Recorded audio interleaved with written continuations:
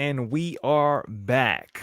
It is another episode of the Lyrical Ones podcast. This is episode where we at 18. That's it. Episode 18. This is the second verse, the second bar, episode 18. Make it complicated for everybody. So, for those that have gotten used to kind of our routine and how we've done things, this will be somewhat of a departure from us doing our usual interviews. And this is kind of going touching base to where we started with the current pulse and commentary on what's going on right now. So, with that, June, how are you? What's going on, Sin? What's going on, Alex? I'm doing quite well in this day and age. I mean, there's a lot of things on my mind, even more things I want to say, but we'll get there. Okay. I feel the energy. I feel the vibrations. Affluent, how we doing? You. It looks like different Uh, surroundings. I don't see the cloth. What's going on? I'm oh, digging this shirt. Had you to. know, I just didn't want to distract. I just didn't want to distract from the shirt. The cloth is here, but we're gonna save that for another time. Just right now, life is very interesting, and I'm excited because there's changes going on.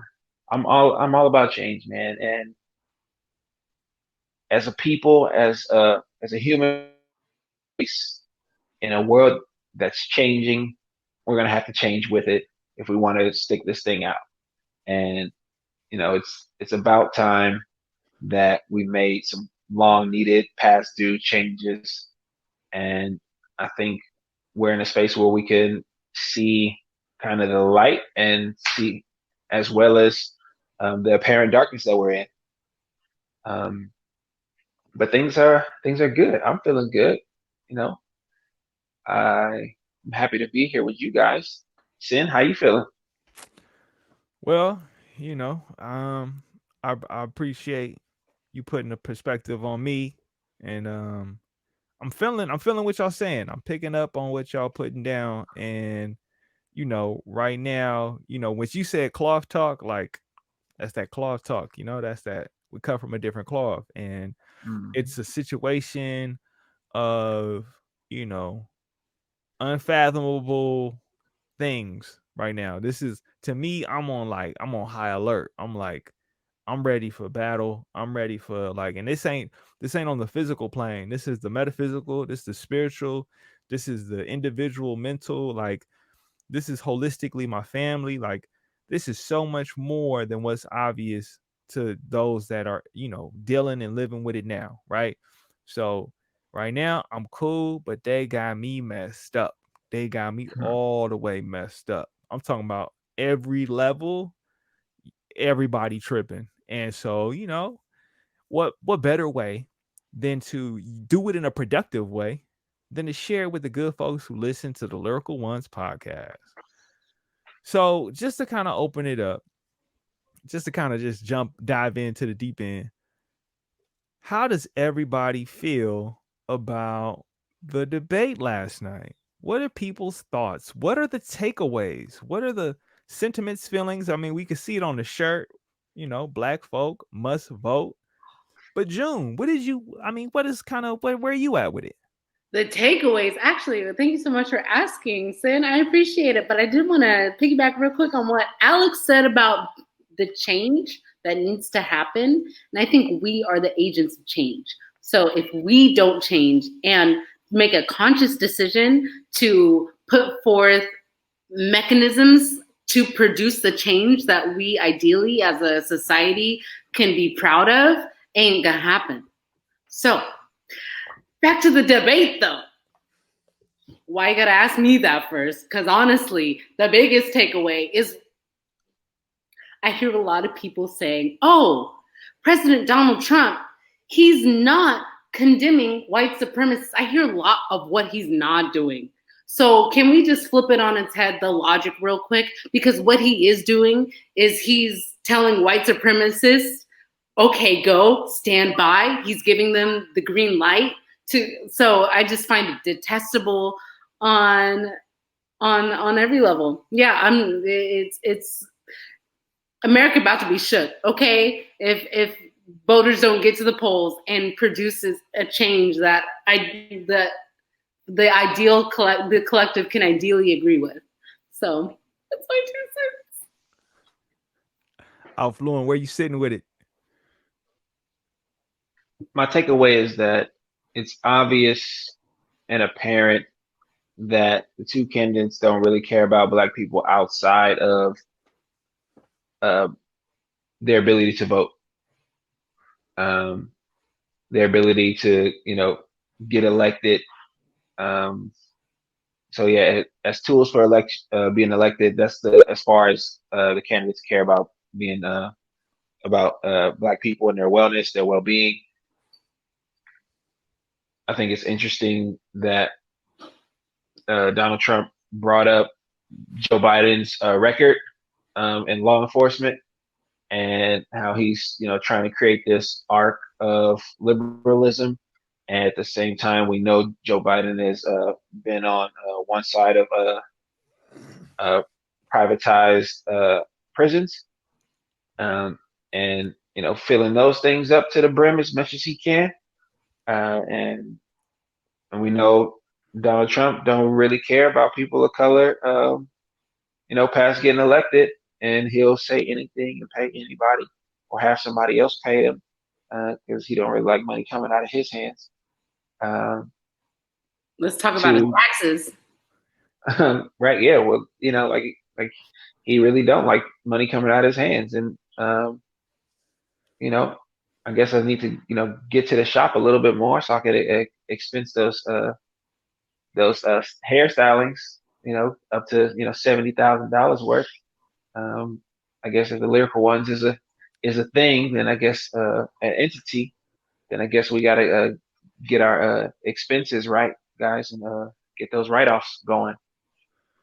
As as personalities, you know, Cineo, if you keep the mask clean, that dry cleaning for the mask, you gotta write that off. But yeah, my biggest takeaway is just that uh, the candidates are just you know kind of immature in their debating. You say Joe Biden interrupted the president 38 times. Uh, Donald Trump interrupted Joe Biden 118 times. Um, and Chris Wallace, did the best he could, but I think kindergarten teachers do a better job, and they underpaid, to paraphrase, some of the Twitter scope out there, Twitterverse. It's one of those things where we got to see that it's a show. It's really just about the stock market and influence in shareholders, influence in investors to shift things around as the market is, in a bad way. It's in bad shape, and it's on us to, elect a new district attorney in our states. It's on us to um, elect new mayors, new district supervisors in our cities.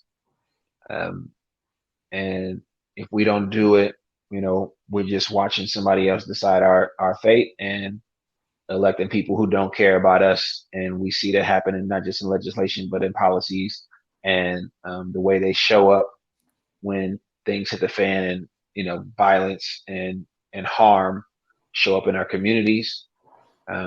When the National Guard shows up in our towns, in our cities, and we don't have our elected officials defending us, um, that's on us because we're the ones who voted for them. No, that's real. I mean, I know it's a complicated situation, but I will say that, in Portland, in the state of Oregon, that, the mayor more or less has been trying to keep that at bay, right? Like, yeah, there's law enforcement there, and that's one level, that's one part. But in terms of taking on the federal and the national support of law enforcement, the mayor of Portland has been trying to keep that at bay. And the thing is, people kind of confuse the idea of having order as it being the norm, right? And it's like we don't live in the norm anymore. We don't live anywhere in the norm. The norm has changed. This is the new norm. I don't come with the expectation of when we have a vaccine. I don't come with the expectation of when racism is over. Racism is happening right now, and there are people dying from a pandemic, right? So I'm not going to sit and wait for a normal that may never come. I'm going to go out and get what I got to get right now. And so when I watch the debate, it is true, right? You got to look at it and without letting your emotions dictate what you're hearing. Your emotions will dictate and filter out what it is you're trying to get, right? Like, selective hearing versus active listening, right? Like, you got to be really mindful of what's being said to you. And it's true. Joe Biden has made a career within politics, right? He benefited by being paired with Obama. It was a strategic move. It was done to appease and please a lot of people who may have had fears or hesitancies around Obama being president, right? But what did it do? It established that he's going to have somebody that's going to anchor some of the political changes or the political kind of implementation of what you're trying to get across, right? It gives you security knowing, oh, this man been around. He knows what's up. No, but what does he really know what's up? Politics in large part have been one of the best ways to oppress people of color. That's just what it is. We can't get around that. As much as we know and as much as we learn, we still coming in with the short end of the stick or we're not informed, right? Look no farther than the Michelle Obama documentary when she's saying, yeah, you got us into office, but you stopped voting when it came to every interval and every level of dealing with politics, right? And so what happens? You get a shutdown, right? You get these situations that occur where change can happen, but because we're not talking about our state legislation, we're not talking about congressmen or senators, we're not really engaging with the whole system and the practice. But at the same time, who's going to educate us? Who's going to deliver the message? So when I'm watching this debate, I'm like, I already know. I'm looking at the, you either the devil or the devil you don't, right? And the thing is, in this case, we kind of know both of these demons, right? We know them, right? We know that Joe Biden comes from the traditional sense of what politics is, which is the veiled attempt of change on an incremental level, right? We gonna give you a marginal increase of something to make you feel better. When in reality, we're just putting your hands behind your back. We just gonna change the type of cuffs. We gonna take it from handcuffs to zip ties, right? Like the restraint changes, but we're still being restrained, right? Right. Now it's like we got to look at it in the scope of what is Joe Biden really doing. So to me, it's like, okay, I got to look at who's across from him having this conversation or this argument or this debate or this temper tantrum. And I'm looking at my boy Donnie T, my boy Donnie T. And to me, this was like a significant moment of validation was when he was asked to condemn white supremacy. And when I seen him get on his grease and his butter and slide around the skillet to avoid touching the frying pan, I was like, here goes Donnie T doing what he do best. He didn't Right. condemn it, he condones it, Because he's right? greasy. Right. And so, right, I have to be careful in what I say. I mean, it's real. If people don't think fat meat is greasy. Well, look no farther than what we saw on the screen, right? It's slipping through your hands. This ain't no, this is grease. This is what it is. It is what it is, right? And I'm not saying it as a way of enabling. I'm saying that as don't lie to me, right? I have had so many conversations and so many different like arguments around like people's support of Donald Trump and how to see it from a different lens. Last night it got cut off because he couldn't condemn something that is wrong. That's just I've been impacted. I've said it on previous episodes. When my father went to the DMV and they talking about trying to deportation and like not acknowledging his citizenship, I'm like, this is because of how this man has shown up. Because this didn't happen before. We didn't have these conversations. This wasn't when I go through the mission and I don't see no families in the mission. That's because he's weaponized ICE to come through, right? Like we got to really understand like this is not the same and this is nowhere near what like even the pacification of people of color in the past.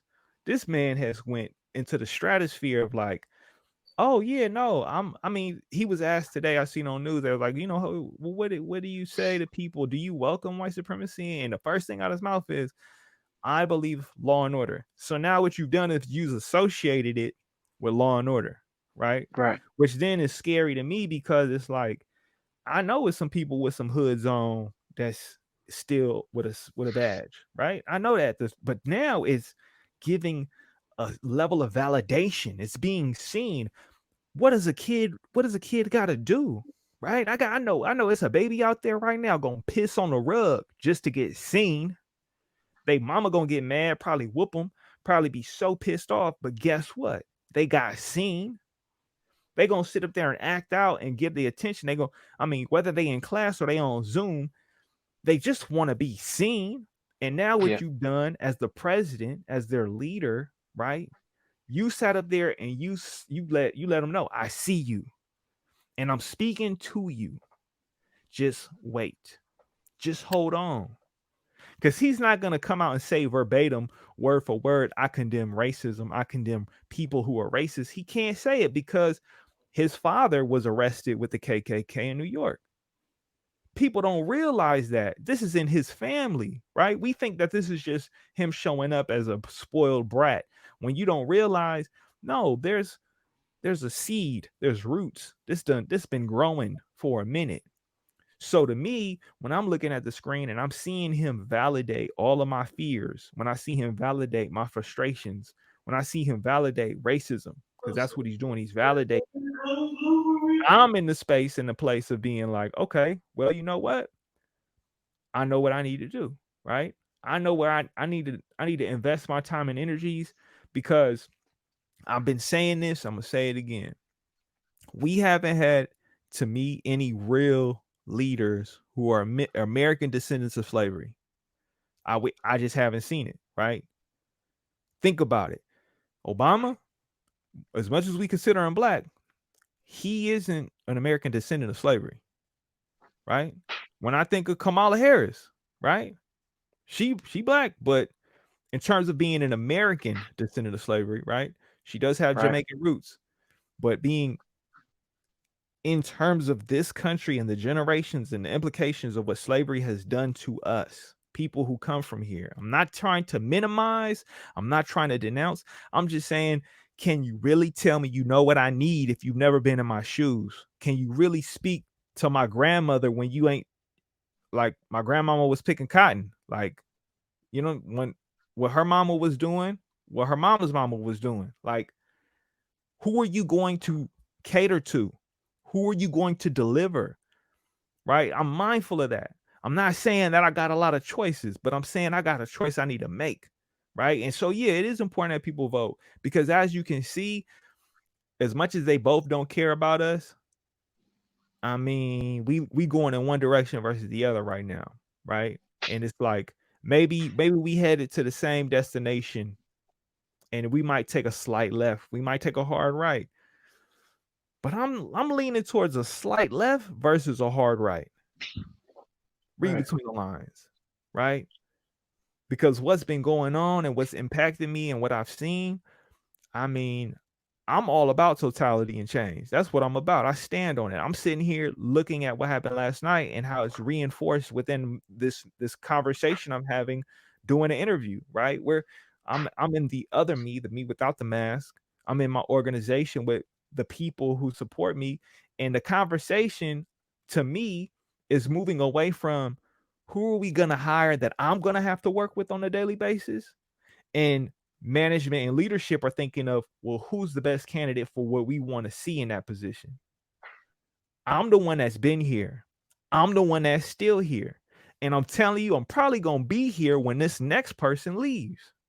So when you tell me that you're going to think about what you want versus what I need, look, I told them straight up in the meeting, George Floyd was my personal Jesus. There's me prior and there's me after. I am a new person. I'm here. You're going to have to take into consideration what I need when it comes to this position because I'm the one that called it out the first time. I'm the one that told them. I'm the one that still has the relationship. I know what's going on with that person to this day. It ain't no hard, harmful, meaning, like deceitful, none of that. I'm not here to disrespect. I'm here to keep it real. So if Right. I'm gonna tell you what's up, then you need to actually take into account my experiences and what I've brought to the table, right? Because I can't help but think you were one of the same people who thought it was a good idea to allow people to have conversations that we segregated our organization, right? I can't lose sight of that. I'm the one that called it out. I'm the one that had to speak up about it. I'm not gonna sit here and let y'all try to dictate to me when y'all ain't never stepping up for me in the first place. That's the narrative. That's the conversation. I'm not going to allow people to keep telling me what's up when I know what's up. When I've, oh, well, maybe I shouldn't ruffle the feathers. Maybe I shouldn't stir the pot. Maybe I shouldn't get in the way, right? Maybe I shouldn't say that. No, no, no, no. I seen we got here because I didn't say nothing. Now I got to say something every single time I see it. You going to grow tired of it. I've been tired of it. You going to ask me how I'm feeling. I'm going to tell you I'm mad. I'm going to tell you the day I be happy is when it ends. So until then, I'm just going to be enraged, right? So I'm looking at the situation last night and I'm laughing at the fact that, yeah, Donnie T comes off like a 5-year-old and, Uncle Joey B looking like kind of old grandpa uncle, where it's like, I'm too tired to deal with this little ungrateful child. Somebody come and get him before I put my hands on him, right? And so to me, it's like, this is where we are. This is who y'all thought was the best candidate, right? Y'all really got the dude who you got, like the dude that's off the cuff who's like, yeah. I'm just gonna put the finger at you and I'm gonna blame you and I'm gonna say it's all your fault. And then you got the other guy who's like, I'm gonna look at the camera. I'm gonna look like a president. I'm gonna do the rehearsed, very generic thing in this moment. As much as it is generic, I ain't gonna lie. For a moment, it was slightly comforting because I was like, dang, this is kind of a return to like the old way where it was like, I am for you. What are you gonna do? Yeah, I could tell you what the answer is, but I think it's more important that you get out there and vote. I could tell you what I have on the plan and the agenda, but we could wait till you put me in office and let it be a surprise. I represent you, but I'm not going to say what I think we all need. I'm just going to say y'all kind of tell me and then I'll tell you after. Yep. I'll just repeat what you thinking Exactly, right? Whereas the other after you dude's tell me like, what you thinking. exactly. The other dude's like, I don't care. I'm gonna do what I want to do. This is my people's. I'm not gonna condemn them. I'm gonna say it's all about law enforcement and Tifa. They are organization. They running amok. They hurting people. We ain't gonna talk about all the racism and the deaths, the atrocities, travesties that have taken place. We just gonna blame you, your previous administration, and say I am the best thing ever, right? And so to me, yes, it was a mess. Yes, it was definitely. It was. I mean, I can't say it's stressful. I'm on the West Coast. It's on fire. There's nothing but smoke in the air. I'm in a pandemic. Stress kind of is the new norm, right? I'm enraged all the time. I just accepted that I can communicate it to people and not care about how they feel about it. Cause it's a new me, right? New time, new era. I'm showing up for my people because I'm not going to allow you to do what you've done to me to the future. Not going to happen. It just can't. I refuse to be an accomplice. I refuse to be complicit, and I refuse to be compliant. I'm sitting there telling the principal of a school, and they getting pink and red in the face.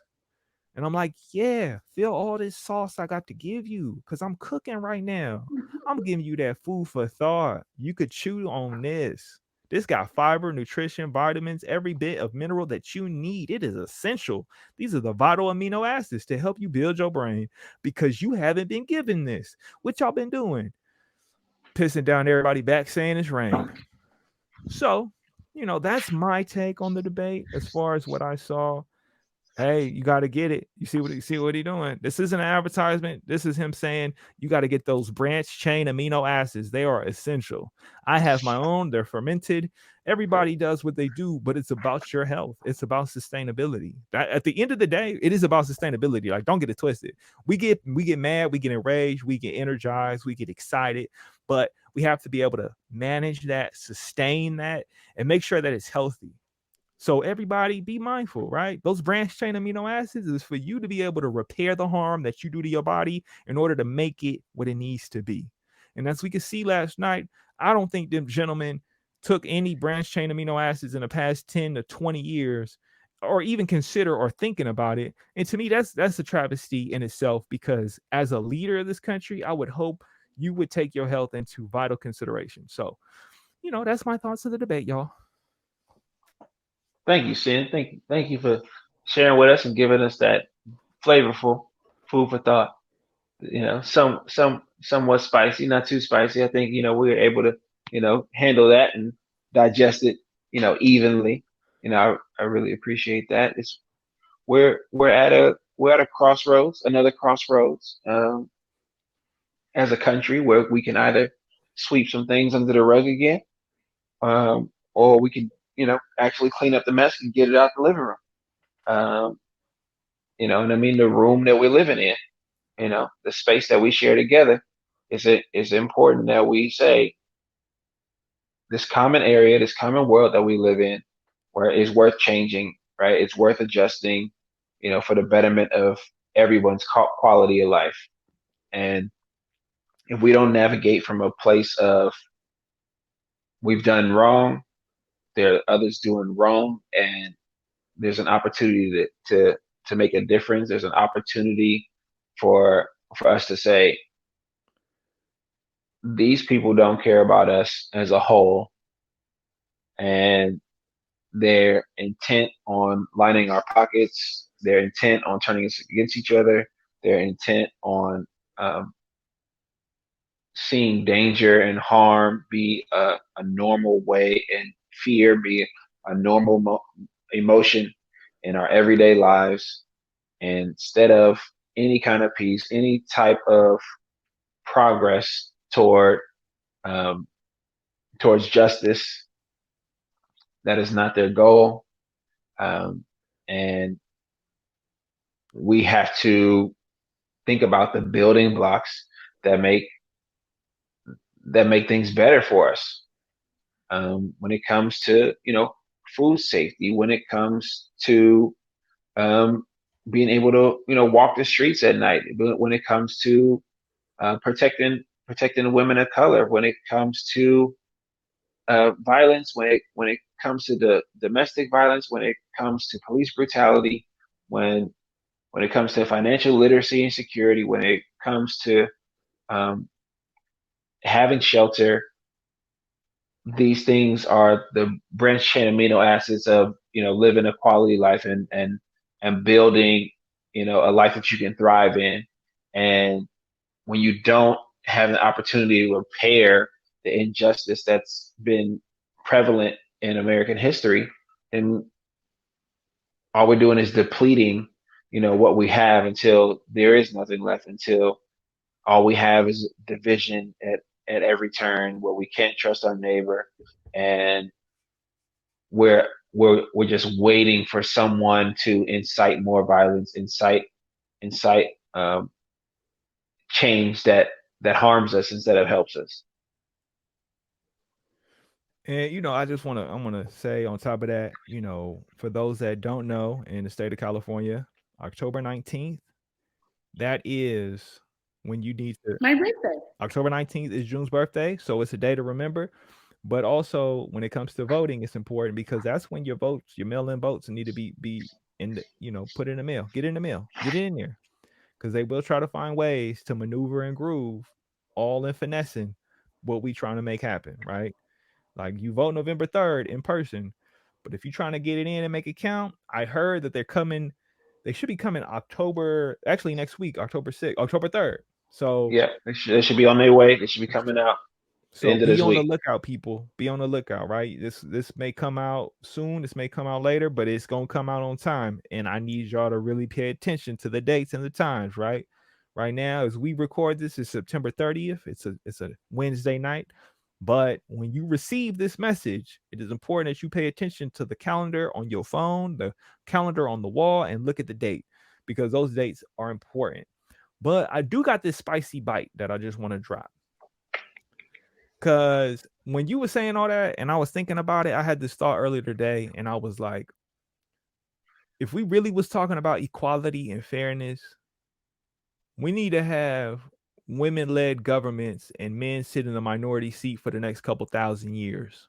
If we really talking about being fair, Are we, I'm are like, we if we talking about talk being about it? fair, we need to know what it means to be that minority stakeholder when it comes to leadership and really let women drive the vehicle for a hot minute. I'm talking about some generations on generations to really then Yeah. have the conversation be, okay, what does equality look like after we've experienced those centuries, right?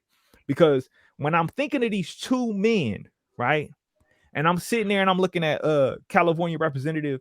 I believe her name. I don't want to butcher her name, so you're gonna have to bear with me as I struggle to put the password in my phone for those that get the audio only version of this. Katie Porter, right? I seen this video of Katie Porter. She's talking to an executive of a cancer drug pharmaceutical company, right? And she brings out the whiteboard and she's breaking down how much this drug cost over time, how it's impacted, because she's a representative of Orange County, and she says this is how it's impacted the seniors who may need this drug, who may not qualify to be able, like when they pay out of pocket. And this is how you've benefited and you've been able to put that money in your pocket, right? And I'm like, man, I see that video because AOC puts it on her Twitter, and I'm like, AOC, Omar, they are like my king representatives of what I see as leadership for the future. What I would, if I'm blessed to have daughters, may I have the ability to raise them and instill those values of truth, honor, and respect for your people that they showcase on the daily, right?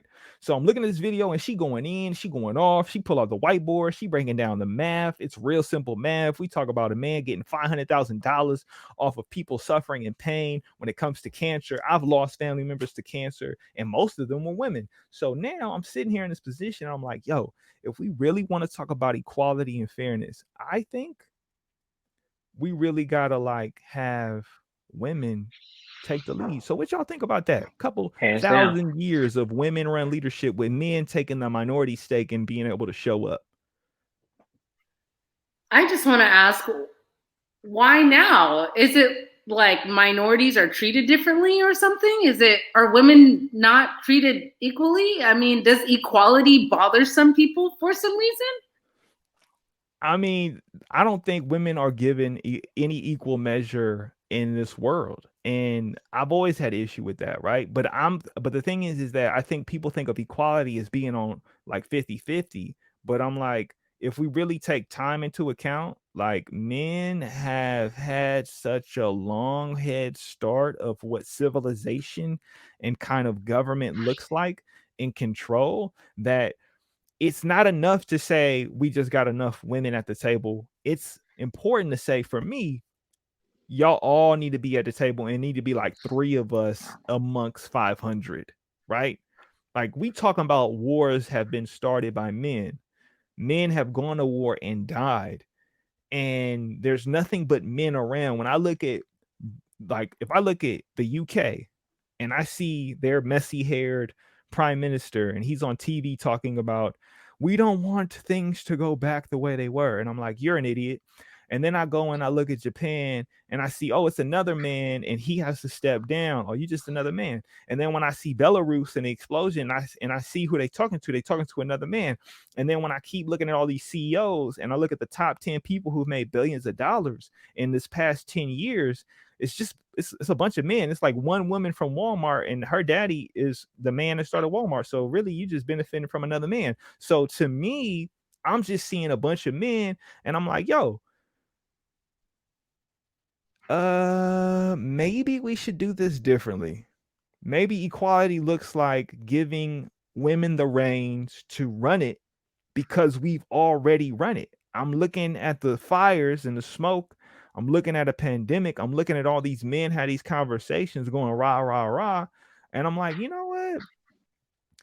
I know I mean, not to denounce those that didn't have a mother, right? But I know there's a lot of mothers out there. It's not to denounce the fathers, it's not to denounce the single fathers, but I'm just saying, when I look at this society and I look at what's been done, and I really think about who's going to put the family first, I mean, it's a lot more big mamas out there, grannies, grandmamas holding it down for generations of family than I can say for anybody. I mean, just keep it 100. The double X chromosome means y'all live longer by default. I mean, when we look at who gets to live longer, it's women when it comes to just science, right? So if I'm going to look at it from that scale, and then I'm going to look at what's going on, and the deadline for online registration is October 19th. So my bad, y'all. Misinformation, miscommunication, it's all within my head. I be thinking of stuff, not really paying attention. That's a non sequitur, but I had to get back to it because I would feel like it's a disservice if I didn't say it. But women, they should be the ones kind of like, y'all can hold it down. Like, look, I'm happy in the minimal sense. And that's because I got to live in a world where men have decided what is the value of time and all these other systems because they said I could just beat you up. But now we all equal, because when you look at a pandemic, it ain't no missile, ain't no gun, ain't no fist. Cough, cough, wheeze, wheeze, you in the hospital. All right. Sneeze, sneeze, you gone. That's it. So to me, yo, let me just, I'm out. Yo, hey, lady, take over. I'm out. That's how I feel. So I'm just saying, like, I'm in the seat of, let's get a good, I don't know, 10,000 years, you know. Okay, maybe 25. I don't know. But y'all can work it out. I mean, when we come to just equating within Jesus times and eras, we got When it come 2,000 to good years. when it come to good ideas, we got a limit as men on what we can do. Um, because we just hit a wall for some reason. We just seem to hit a wall, and ego gets in the way. Egocentrism gets in the way. Masculinity gets in the way. Pride gets in the way, and the ears turn off. Um, we see that in a debate where folks are just not listening to each other, and it's three men on TV, all not listening to each other, and it's not just past due or past time for women to run things. It's really just what we need, and I think it's important. Like, you learn a lot more, I think, listen to the way a woman sees the world, which is more complex than the way men see the world. Um, and we put a negative stigma on complex, but the world is complex and life is complex. And if you only understand just this small scope of, what life can be, what life is, as a man, then there's a whole lot you're missing. And if you can't, if you're making decisions for a country, for a people, for a group of people, with a limited scope, then you probably can't, not the one to make the best decisions.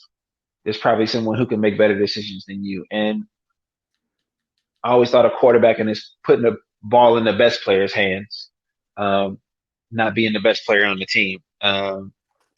And right now, the quarterbacks are failing. And, it's about time that we, select a new GM to bring in, new leaders, new decision makers, and, put the best players in politics, in the game. I'm not going to discount somebody for their ideas, man, female, cisgender. I'm going to say there's enough growth to be had for everyone to express themselves. No one should be discounted because of their gender or lack thereof, or a choice of not identifying as such. I just want to give a memoriam to the life and work of Ruth Bader Ginsburg, the notorious RBG, because she was a woman in leadership for this country. And she paved the way for every working mother. She not only was a lawyer and had a family, had a child, which was unheard of for her lifespan.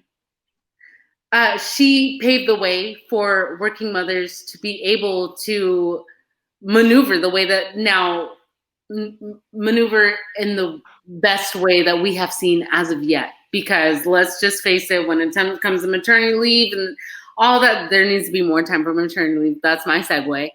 But I will say that yes, there are more seats at the table for women.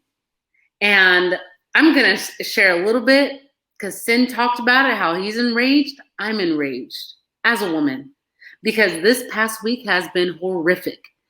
If we can just talk about Breonna Taylor and the ruling that they had, that the policemen involved, administrative leave, there are no handcuffs on those murderers. In fact, they only got a slap on the wrist for disturbing disturbing the neighbors, for defacing the neighbor's property, not for raping her for her very life. And that's in no means poetic. And on that same day that ruling came out, Mr. Tory Lanez, if we can talk about pop culture a little bit, Mr. Tory Lanez allegedly accused, and he did, shoot Megan Thee Stallion in the ankle. How does this relate? Because he disrespected a Black woman. And if that act doesn't seem wrong to you, he capitalized and profited on the fact that he lied about shooting her and released an album just on the same day that all of this is transpiring in America, the America that we love. Excuse me for my sniffle. No, I do not have COVID.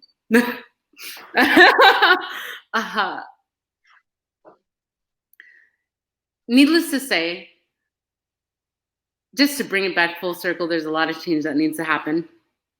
I want to acknowledge you two gentlemen as saying that there's needs to be a change in the narrative that's being told. And I just want to thank you for allowing me to share my perspective and share my narrative. Always, June, always. As always, it's always appreciated. And you only highlight the fact that women should run things. I'm just gonna keep saying it. I'm just gonna keep saying it. I mean, you're right. You are right. But I will stand on this level of ignorance until they get rid of me. I will stand on this ignorance. This ignorance right here, this ignorance right here is real, and you can't get rid of it. It can't be banished. This is as old and crusty as Donnie T in his face. So, look, I was told a woman could never be president because she was too emotional. If emotional doesn't wrap up last night's debate, I don't know. No. We need emotions. We need emotions. That wasn't emotions. That was narcissism. That was straight up. That was mental health at a deficit. We need emotions. We all live with emotions. I done sat and watched my dad drink for years to literally suppress his emotions and trauma that he went through from being in a civil war. Like, come on. We talking about what? I done seen my uncle do the same. I done seen my uncles do the same. So to sit up there, I done seen my cousins do the same. Like, what we really talking about? We talking about emotions? I'm sitting here on the phone yelling at them. Bruh, get at it. Do this, do that. Rah, rah, rah, rah. Emotions, we all got emotions. The difference is, I can remember very, very, very, very fondly my mother said, it's okay to be angry. What's not okay is what you decide to do if it's harming someone else. I like how it was your mother who said that. And who had that wisdom. I love my dad. I love my father. He gave me so much. But I'm looking at the past 1,000 years, and I'm looking at the history books I've had to read over time. I'm looking at all that. So to me, I'm not going to sit there in front. It needs to be what it needs to be.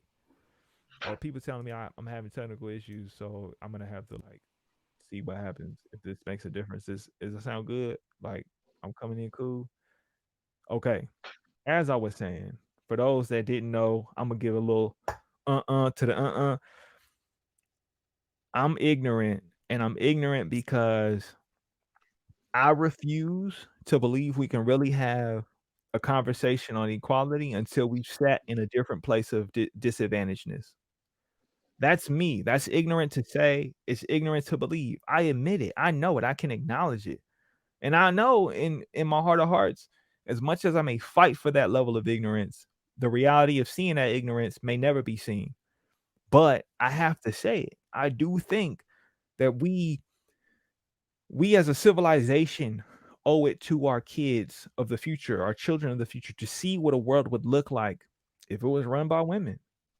Whether you identify as a woman, whether you born a woman, if you in your mind see anything as being from being a woman, please by all means step up and take over. Because I, for one, can't sit up here and continue on as it's been. It's insanity. This is insanity. Like to sit there and really think that, oh, it's gonna change, it's gonna get better this time.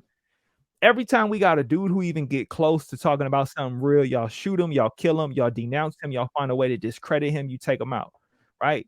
We got a man who's sick in the head who now, for the sake of posterity and legal terms and understanding the ramifications of how people will manipulate words, we're talking in the alleged sense based off of literally no evidence other than words that are spewed amongst the technological sphere that this individual who is a singer from Canada has been accused of shooting a female rapper from Texas, right? From America, the United States, right?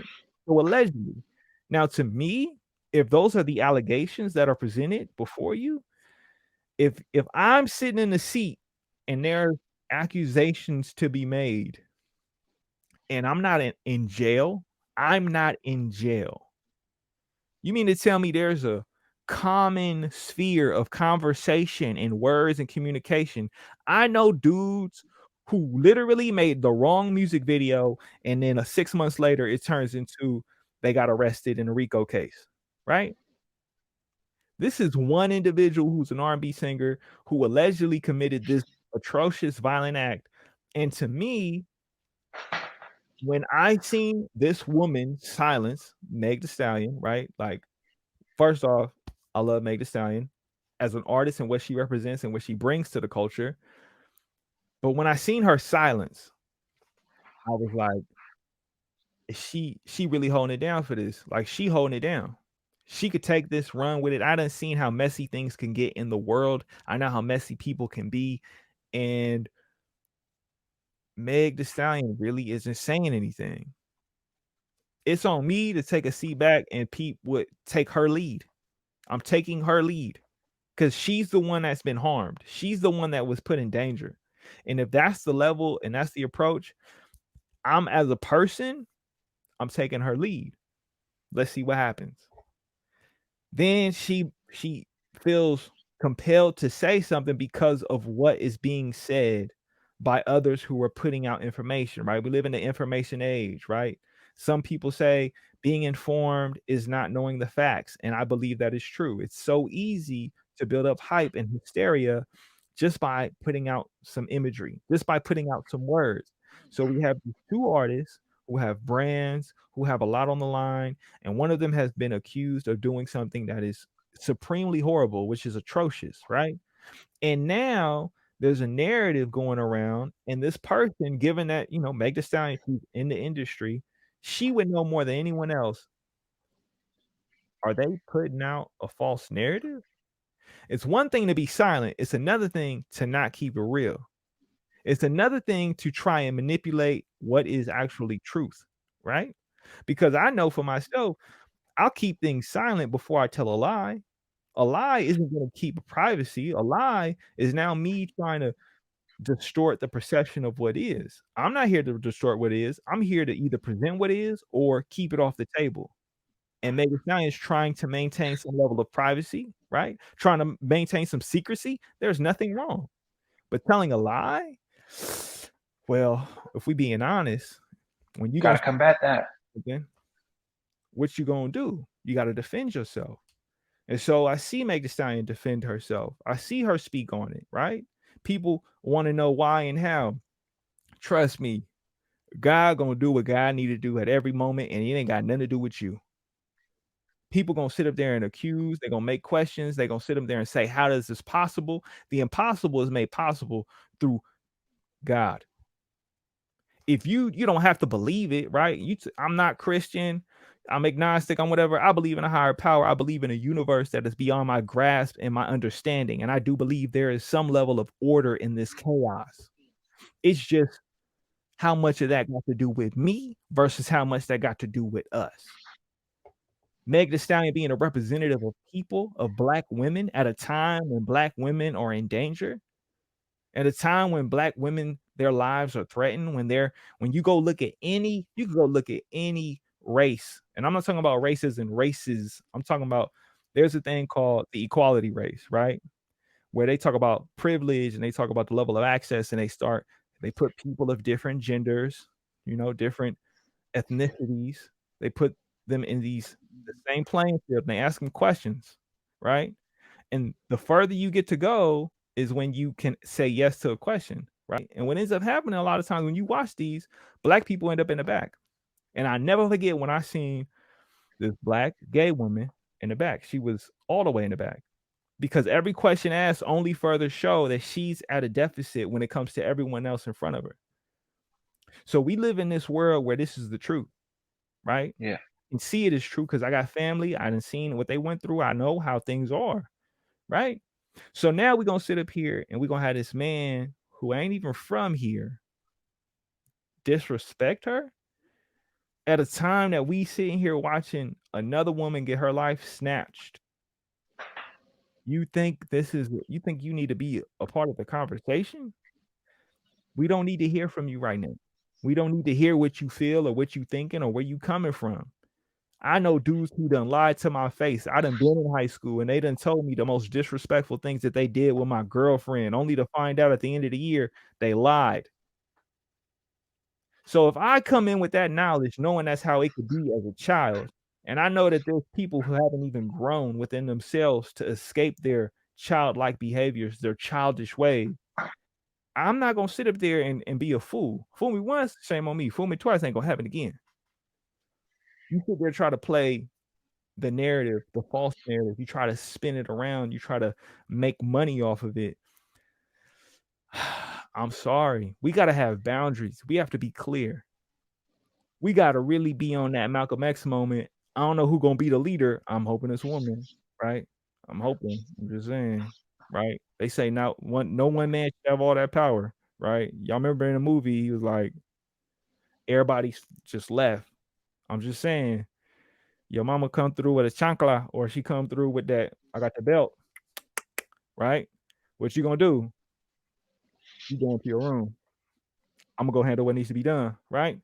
So I'm just saying to me, when I look at this situation and I'm seeing that women are placed in this vulnerable position due to the destructive nature of the world that we've created, right? We being men, that's just what we do. Like, I'm not gonna sit there in front. Like it's you ain't gotta tell me about the tea leaves. I see the tea leaves, right? I don't know how many women generals who done went out there and was snatching heads. I just don't. I don't know how many videos I can even see in a classroom of women cutting off women's heads. Like it just doesn't happen because guess what? In my reality, in my world, I've seen it happen and it was all men every time. So to me, I'm gonna be biased because I grew up in this world and I have to pay attention and observe what's being done. So, I'm just saying we got to really think about these things critically. What is our participation level, right? It's sad enough she had to get shot and we had to sit there and even try and process what's going on because TMZ they don't waste no time. They be like dun dun dun and they be like the information, this is what we have collected. Now we're going to sit up here and we're going to tell you every little bit of details, right? You can't even die in peace. They're going to be there. They're going to find a way. Well, let's get the information, right? What happened to Yeah. Kobe Bryant? We're going to investigate in every little piece and we're going to spread all the information around. We're not going to give you no sense of privacy, no sense of dignity. We're going to let you die on the highest pedestal in front of the world and broadcast it and make money off of you. And they just passed the law that first responders, cannot take photos of, incidents where someone dies or there's an accident. It's a law just passed in California. Sick, sad It's world. it's disheartening to come to the realization that we even have to have a law like for that. Could you imagine how many times this now law has been broken in times before? Yeah, yeah. I It's mean, and disgusting. it's a digital age, and people are still in a place of climbing on top of each other.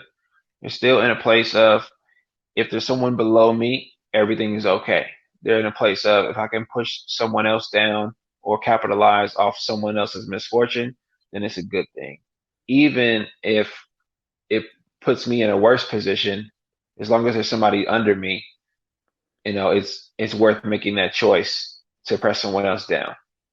And you know, we're just in a place where, like, I remember at the beginning of the pandemic, where you got folks who, want to sell, toilet paper. It's like, because they bought so much and they know there's a demand, and they know people who need it can't get it, and so then they're thinking, I bought so much that I could sell it to other people. And we're still in that space where I got there. People will think I got there first, so I can take advantage, for my benefit. Not thinking about the families, not thinking about what people are going through, people who have lost, not thinking about people who are harmed. And as people spread information, especially a lot of misinformation um, around, um, where the the falsities of a story spread faster than the truths. Um, where people just latch on to the most audacious, most ridiculous um, incident and say, this is the truth. They say it loud, they say it first, whether they're right or not, and for the clout, for likes, for attention, for validation. Um, Again, right, to promote an album and to lift themselves up while pressing somebody else down. And also shout out to Megan Thee Stallion, who's an anime fan, who's a you know overt anime fan, and one of those people who she it's funny because in a rap she's a storyteller. Um, and Japanese anime is about storytelling, and dialogue, and active listening. And so it's important that those values, as us anime fans, we push that out there, that stories are important. Everyone's story is important. Um, and the differences in our story are what make us alike. Um, and it's important that we remember that if you have a story and it's different from someone else's, they probably have a story that'll impact you. Um, and they're both of value, they're both valid, and they're both worth hearing. And if you listen long enough, you'll find them both riveting.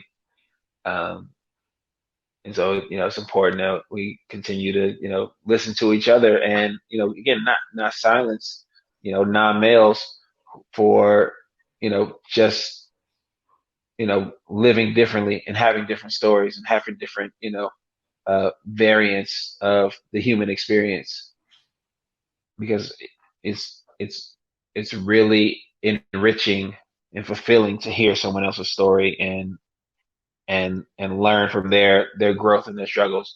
June June is so happy right now. Like, I wish I could smile like she's smiling. um, but she's got some sound things going on. Oh, welcome back, June. If you need a man in June, it's all good. Like, you know what I'm saying? Lead the way. Look, thank you so much, you guys. I mean, hey, I just want to give a shout out to all of our listeners out there and those who are on our, who are viewing in. And, no, proceed, please. Okay, yeah, Don't mind me. everyone who's not watching this on video, all our audio listeners, we appreciate you, and you can't see all the facial expressions and all the body language, but we just want to always make sure that we give all our hosts, our co-hosts, a chance to speak and share their stories. Because I think what really makes this show and this experience, a lyrical one's valuable is our different and varying scopes and our perspectives and the way we see the world, and even when we're in different time zones or different cities or different front lines fighting a battle for love and light, it's important that we hear from each other, so we know how the battle is going, and we know where we can support each other. We know where we can get stronger. We know where we can vary in the way that we fight the battle. Because sometimes you have to switch battlefronts. Sometimes you have to go support, your teammates or your colleagues, your fellow lyrical ones. Sometimes you have to make sure that they're in a good space, no matter what they're going through, whether they're in school, whether they're entrepreneurs, whether they're um, nonprofit leaders, whether they're working in a public office. It's important that we see people doing good work and acknowledging good work and seek to do the good work with them. Not just because it can feel lonely at times, but also because we all feel lonely at times, and the work can make you weary, and the effort and the energy that you put into your work can make you weary. And if you ever been weary, if you ever tried to be better at something, if you ever tried to go through something, then you got friends and you got support in us. And part of the reason why we do this every week is so that we can have this moment to share with you guys, and have empathy with each other, but also that we promote empathy um, whenever we experience this world and things that happen in media, things that happen in our scope in this digital age.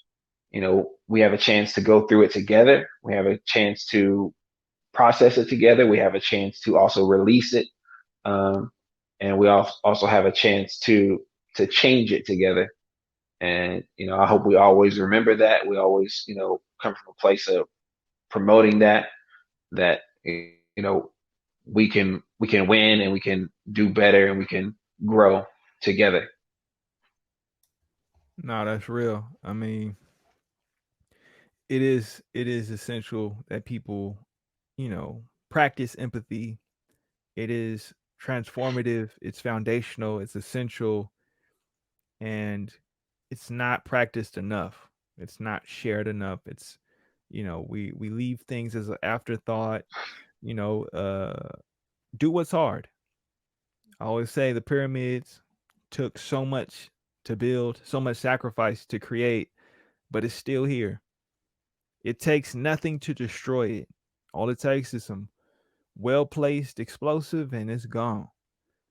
But the monument and the majesticness of what is created has lasted for years. And it's not lost in how magnificent it is. When we see it, when we witness it, we get to experience it. But that's how I look at doing what's hard. If we do what's hard, it has the ability to last, it has the ability to be sustained. And that's the thing, right? If we're really thinking about where the consistency lies, it lies in the repetition, right? It lies in the ability to stick with what is hard. And I think that's key when it comes to thinking about these conversations where we have every week, and especially right now in this political climate where change is upon us. Maybe it's not totality, but it is change. And I want to be super mindful that at the end of the day, it's not it's not to get the one up on another person. It's to better yourself, right? It's to take care of you. We always talk about how ego is a trap, right? It's your personal demon. It's your own devil. Getting trapped in your ego can create your own hell, right? And so, to me, when I'm thinking about where we are and what's going on and what I have to experience in front of me, I'm trying to stay out of hell. I'm trying to stay out of my own personal torment. I'm trying to stay out of my own sense of despair. I'm hitting many levels for many different reasons, but at the end of the day, it's about wellness. It's about health. If you find that through love, if you find that through passion, so be it. But really understand what health means to you and be respectful to the differences that people see with their own health. Sometimes it's hard. Sometimes we want to tell a person what they need before they tell us what they need, right? Mm. We can't do that. As much as we could say drink that water, if they choose not to drink it, that's a choice that they had that we just have to accept. That's something that is hard. We can have a conversation. We could tell them how it makes us feel, but what we can't do is tell them they have to do it, right? You need to do this. If they not your child, if you not raising them, if you not putting the clothes on their back and the food in their mouth, you really got to take into consideration. Maybe I should just tell you how I feel about your choices and see what we need to do. Is this something that I can accept, or do I need to create boundaries between us? Because I realize we're growing apart. These are the conversations that we don't have, but need to happen. Because if I take the time to hear what you feel, then I understand. And then I can make the best decision for me to take care of myself. Because right now, what I'm looking at is a world that doesn't care about taking care of itself. Because if you take care of yourself, you know how to take care of others. And if you know how to take care of others, then we lose the sense of separation, division, and kind of these, it's not boundaries, it's borders, right? There's a difference. We're talking about the difference between knowing your capacity and then you placing limitations on others because you feel uncomfortable about their growth. Because that's what I see. I don't see me embracing growth. I see people creating limitations of what you're trying to expand upon. You want freedom? You want liberty? Well, we're going to put a limit on that. You want wealth? You want the ability to grow? Well, we're going to put a limit on that. If we can't do it directly, we're going to find the back way. We're going to find the alleyway. We're going to find the back door. We're going to come in from the side window, right? So in this context, we're talking about politics, we're talking about power, we're talking about people, and we're talking about practice. These are fundamental to us being able to get what we need, right? You're trying to produce the fruit from the tree, but you got to put in the work to take care of it first. And if you're not starting at the roots, then you missing the whole work. And I think that's kind of where that kind of leaves me in the sense of, it is important, like understand what empathy is, right? To feel from another's perspective, to respect the differences, because we all have them, right? As much as we share the same air, I know over here on the West Coast it's a little bit more smoky. I have a different level of appreciation if you're in a different place and your air is a little bit more clear. If you have a little bit more oxygen, I'm gonna be a little bit more appreciative when my time comes back around to have the oxygen. And if I see you just taking up all the oxygen in the room and you're not thinking about it, well, maybe I should tell you how it makes me feel. So we can have a conversation and have some understanding. Because that's where it's at, right? I can't tell you stop breathing. For what? We losing people that can't even breathe. They either choking us or they getting diseases, right? Right. And the positive action language is, can you give me some? Right. Instead of stop breathing. Right. Express your own needs. Right. It's not that, I please don't do that. It's more, please do this. And that positive action language and expressing what you need allows people to adjust to you, allows you to adjust to others. It allows you to compromise. It allows you to build together, by expressing your needs. And it's a essential thing for our growth. It's imperative that we find ways to express our needs as a people, as communities, as marginalized people, as people of color, as minorities, as citizens, as freedom fighters, as activists, as teachers, as students, as brothers and sisters and siblings, um, as relatives on this planet, um, as cohabitators on this planet. Expressing your needs is just like, the flower opening up its petals to receive the sun. Uh, it's the only way it grows. No, that's real. I mean, it's crazy just because it's easy to get wrapped up in kind of the social media aspect. And I haven't watched this yet. Have you watched The Social Dilemma? Nah, not yet. See, that's the thing. See, I haven't watched it either because I've been busy. And when I say I've been busy, I mean I've been making music as much as possible. I realize that I've invested a lot of time and I've invested a lot of energy in the past 15 plus years in music.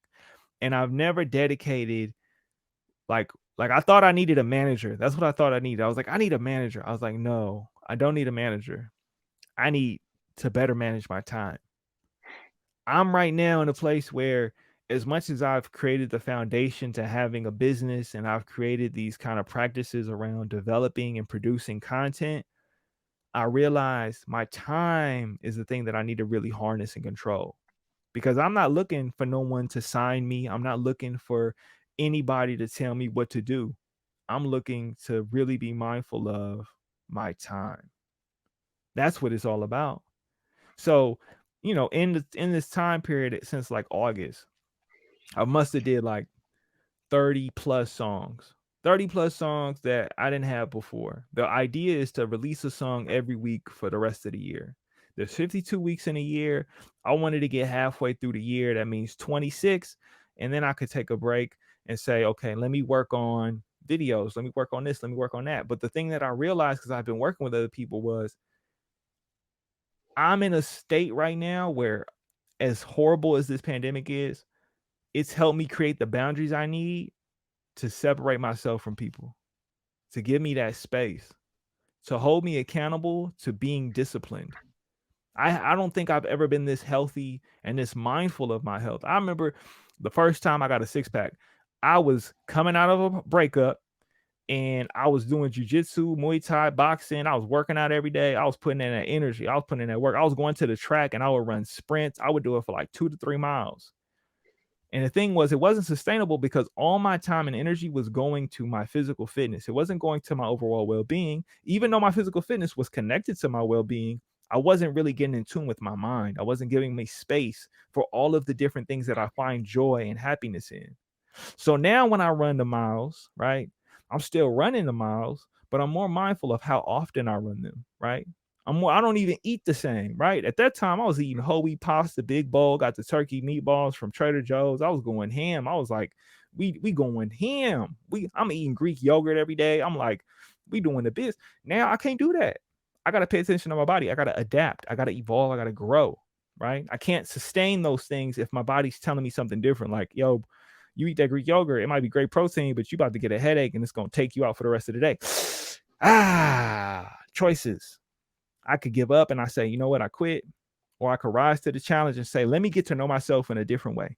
Let me find out what it is that I need. Maybe sunflower seeds is a good alternative to getting some protein in the day. All right, let's put it in a cup. We're gonna take that. Right? Everything doesn't mean you have to stop, right? Just because you're presented with a challenge or obstacle, or just because you get presented with something that may cause a little bit of harm, doesn't mean it has to be continued harm. Maybe it's a time to challenge yourself to grow. Maybe it's a time to challenge yourself to think critically, right? Everyone has a criticism. Not everyone's thinking critically. We can critique someone else's decisions. We could look at them and, oh, they phony. They fronting on the gram. I see them. I see what they doing. Oh, they got money. Oh, they ain't really got money. They rented that car. That ain't their car. Oh, look at them. They stunned. Oh, they think they happy, right? We could do that all day. But when you go look in the mirror and you look at yourself and you don't look at what you could look like, but you look at who you are in that moment. Do you really love yourself? Are you really accepting yourself? Are you embracing yourself? Are you taking your clothes off, getting booty naked in the mirror and saying, I love me? Are you loving you? You really got to think about it, right? Look, he getting ready. He like, I've been living for this day. Hey, what you talking about? We going off. I know how the I was Virgos is. I was Virgos don't I was care. made for this. Exactly. Virgos is like, we built Ford tough. Like, you talk about pickup truck, put the boulder on our back. We're gonna run with it. But the whole thing is that it's really about people getting in tune with themselves and really loving themselves and figure out what that love looks like, understanding your love language, understanding how to communicate that love language to others, really being clear, right? It's through empathy, it's through practice, it's through challenging yourself, it's through that criticalness, right? You don't have to be demeaning and self-deprecating. I mean, if you're from the city, you're from the Bay, you know more than anybody, we could be self-deprecating more than anyone. We so quick to put ourselves down before anyone else, and then we'd be like, we ain't really got it like that. But reality, nah. We got it All like of that. us, we got it like that. We did it. We make it happen. And I'm just saying, it's important for you to think about, what is that for you? What is I can make it happen look like? What is I got it like that look like? Because you don't have to use that as a way to put another person down. As much as you can look at yourself yesterday and say, I'm better than that person from the day before. I'm better than I was last week. I've grown. I love me more. I've learned to love me more. I'm going to put myself first, right? Self care, you could say what you want about it and call it what you want to call it, but is self care really buying something to say it's self care? Or is it really taking care of yourself to ensure that this is sustainable, right? We could connect that to finances, right? There's people who believe if you can't buy it twice, you can't afford it. And I ain't saying, oh, I got enough money to just cover the rent. I'm like, do you have enough money to cover the rent and 6 to 9 months of your income just in case you got to leave your job? Or how about, what if your job leaves you, right? Have you thought about that day? A lot of times we'll say, well, we deserve because we're thinking about somebody else. Well, I seen what they got. I could get that. I deserve that too. But when you think about it, they ain't in your shoes, they ain't lived your life. So what's the point? Why am I comparing myself to somebody else and what they have? Why am I looking at what someone else has? Why am I thinking about that? Are you really secure within yourself? And what does security look like? If security means, you know what, we kind of living on the edge, we getting by every month, then so be it. Do you, by all means. For me, if I can't buy three, I got to let it be. I'm willing to go for the rice and beans because I've seen how many people who come from a different country who have been able to improve and better themselves through that mentality, right? That practice of, do I need this? Is it a necessity? Oh, I thought you were talking about that rice and beans mentality, because I was like, she, I can go ahead into a couple of those countries right now, gentrify with a whole subway connect Rice and of beans. rice You and see, rice and beans. beans, right? We got Everybody's we got brown community for rice and we lunch. got black beans. That That's me all Virgin day. Islands. Brown and black. Holla at your boy. I go to Chipotle to get that high salt, but what I say, give me a little bit of brown rice and can I get extra black beans? Can I get that extra black beans?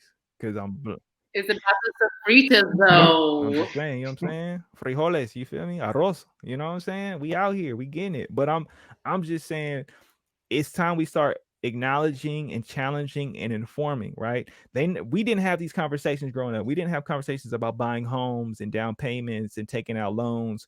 We didn't have conversations, when my mama bring up money, it's like she wore glasses. So what she do when she bought me some shoes, she take the glasses off and I'm like, Mom, what happened? Did I do that? Did I?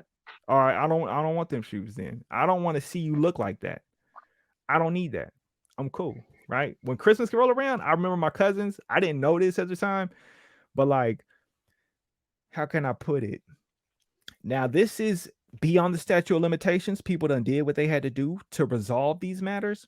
But when I looked at some of my cousins and I looked at what they got, and I was like, why they got so much of that? And I don't have that much of that. And then I learned later, oh, you had people in your life who was involved in certain things that could afford that, but it wasn't sustainable, right? So I look at my own house, and if you can't peep game, when I say sustainable, that means there's a cutoff in time where you was getting it and you ain't getting it. And if you read between the lines, 9 times out of 10, you forced to sit down. If you know, you know. If you don't, you don't. So for me in my household, it wasn't, no one was forced to sit down. It was literally like, mom and dad go to work. This is what they could afford. This is what they could make. So when it came time for the holidays and they was like, what you want? I'm looking at the cheapest thing. I'm looking at the thing that has the least economic impact because I don't want to see my mom take her glasses off and be like, I don't ever want to see that. I don't want to cause the person who loves me any sense of harm. And if it could resonate with me, like it looks uncomfortable, like you don't look happy. That's not a smile on your face when you trying to buy me this. You know what? I'm gonna ease up. So I got to see things in a different perspective. But when I would go into the schools and I would talk and I would say, you know, how many of y'all have had a conversation about where your money going? And they're like, yeah, no, I don't have it. I'm like, how many of your parents be like, talk about money and be like, you could tell they stress. Everybody raise their hand in the room, right? I'm like, how many of them, who knows anything about stocks? Don't nobody know nothing about stocks, right? Who knows about a savings account? Nobody. About getting interest off of money that you save. No one knows, right? So there's a barrier in information, and I'm here to say, okay, if we're talking about wealth, it's multi-generational, how I can have impact on my kids, right? So they can have access to something, then I need to understand what are the fundamentals of those things. Owning property, right? You buy a house in the 70s, you buy it for $70,000. That house now is worth $1.1 million. That's wealth. That is wealth, right? But no one talks to us about wealth. So when grandmama die, we selling off the house, we split the money, and we buy things that depreciate in value. We don't go and say, all right, I'm gonna go and invest in a business and I'm gonna take stake in that, or I'm gonna go and save this and I'm gonna try and get some bonds for my kids so the money can grow. And when they hit 18, 20, whatever, I'm gonna start a trust for them. We don't, yeah, that ain't the grandmama died, I got a new car. Oh, grandmama died, we sold the house and now we moved out to Antioch and we living out here now, right? We moved out the way, right?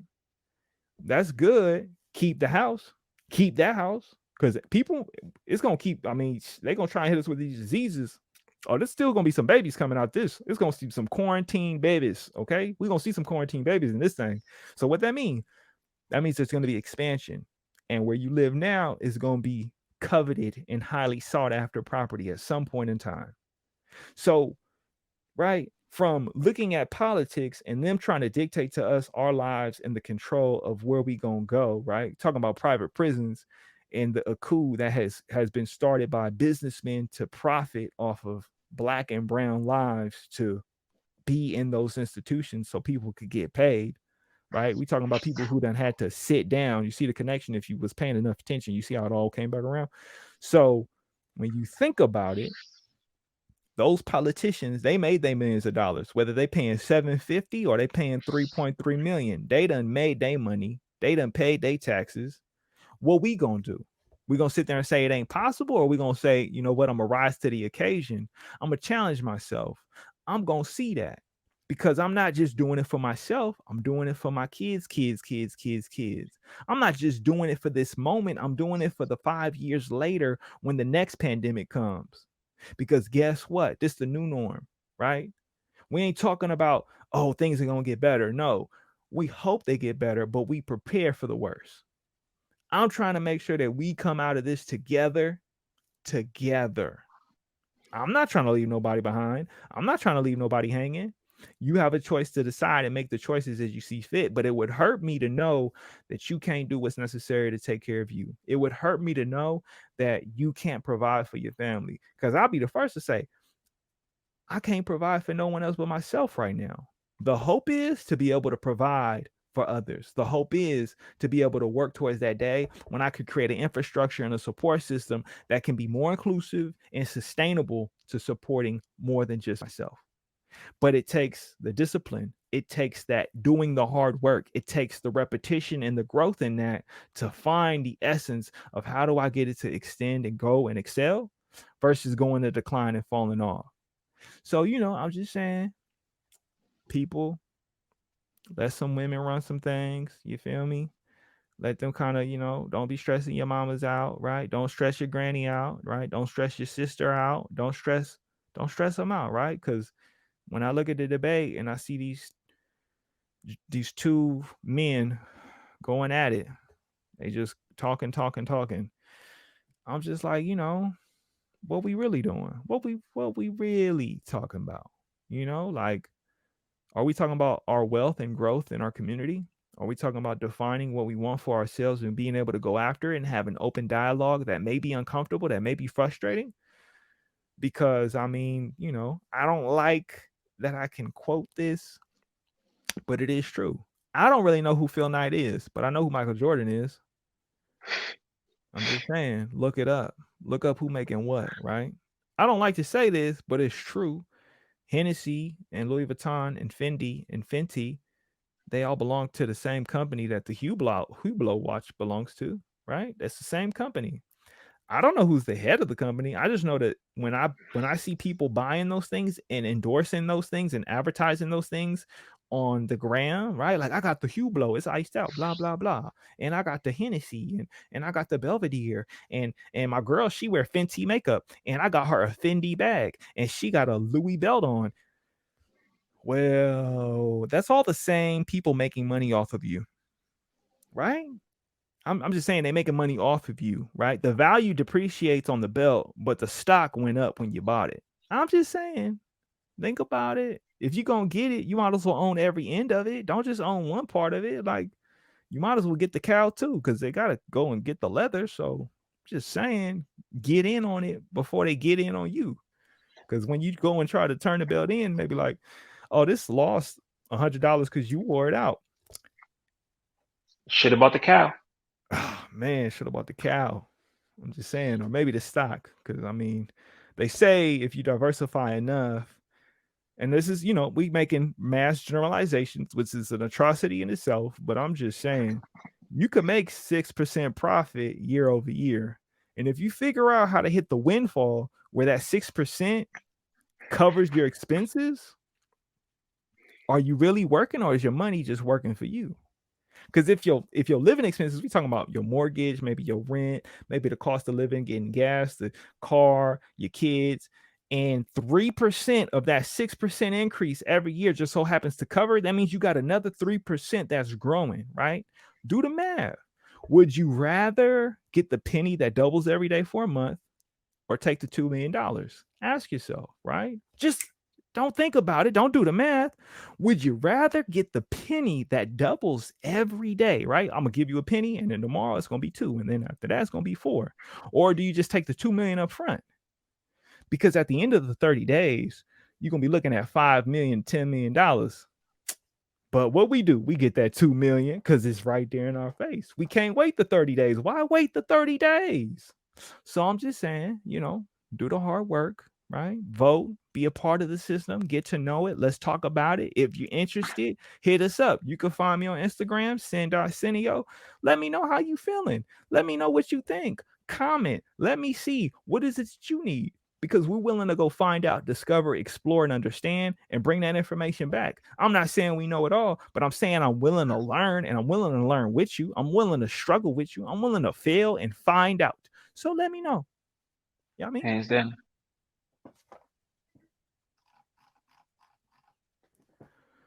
So any closing thoughts, people? Anything people feeling? I like that. Fail and find out.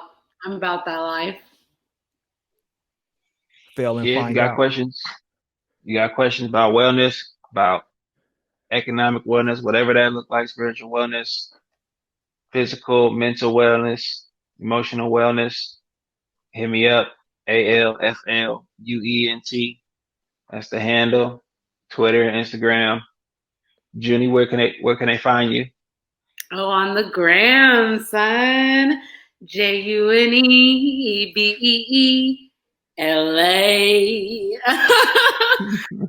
BBLA.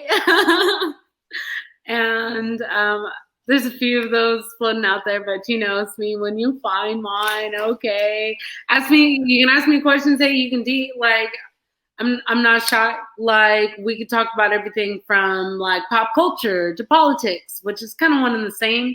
So like super philosophical, super conspiracy. I mean, easy. But I'm quite the conversationalist, and I believe our listeners admire that about all that trait in all of us. So I would hope to strike a conversation with one of us, even just one. Okay. So, just I did have something weighing heavily on my heart that I wanted to mention during a little spiel I had about women, but I just wanted to shed light that ICE is sterilizing the women that they have in custody. And I just wouldn't feel right moving on with my night, not knowing, not weighing heavily this platform that we've been given and not saying that. So I just Yeah. wanted to acknowledge that. No, definitely. Just so people don't get it messed up, confused, to break it down on any level. When June says sterilize, ICE, right? The what is it? What they stand for? Immigration. What is it called? Immigration control. So ICE, right, are one of our bodies of kind of so yeah, immigration and customs enforcement, right? They say that their mission is to protect America from cross-border crime and illegal immigration that threaten our national security, right?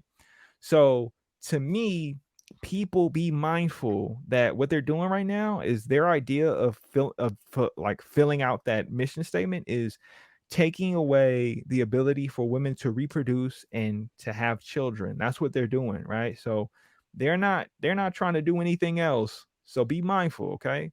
So as heavy as those words are, love and peace to everyone, but be mindful of what it is that you're doing, where you at, who you with, and take care of yourself.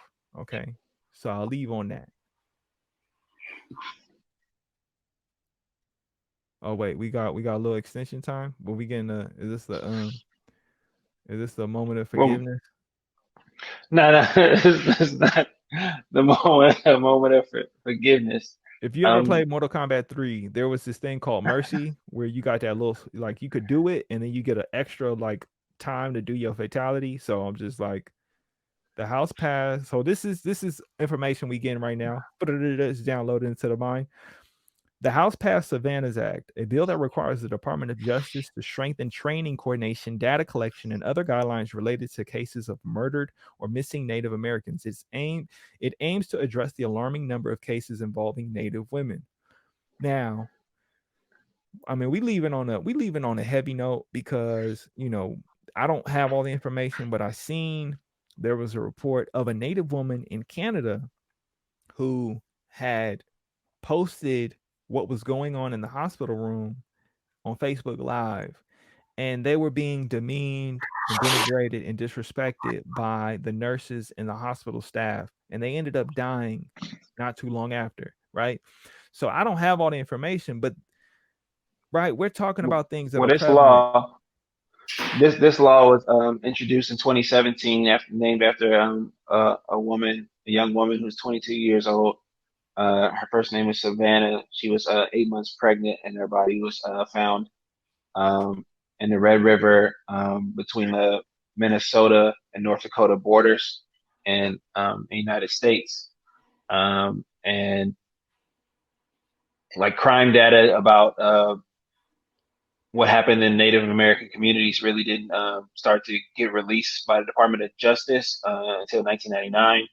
And so this Savannah Act is a step in the right direction as far as training law enforcement, strengthening their efforts, but also so law enforcement because on reservations they have reservation police, and then the FBI also gets involved, and then the the state law enforcement can also be involved, and a lot of times they have different ways of doing things, and often they don't work together, and so it delays efforts, it diminishes or almost stagnates efforts altogether, to where families often feel like they don't get a service done to their loved ones when they disappear.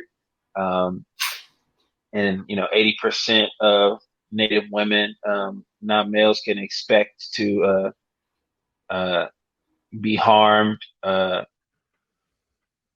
in their lifetime. Um, and it's a crazy amount. They're one of the most endangered and underreported groups as far as homicides and domestic violence goes. And even though this is a heavy note, um, we want to say that things are changing. We have to continue to bring light to the changes. We have to continue to talk about the changes. We have to talk about the small wins and the battles that we win, toward the war for against inequity. Um, it's making sure that people get what they need and also that they get the protection that they need.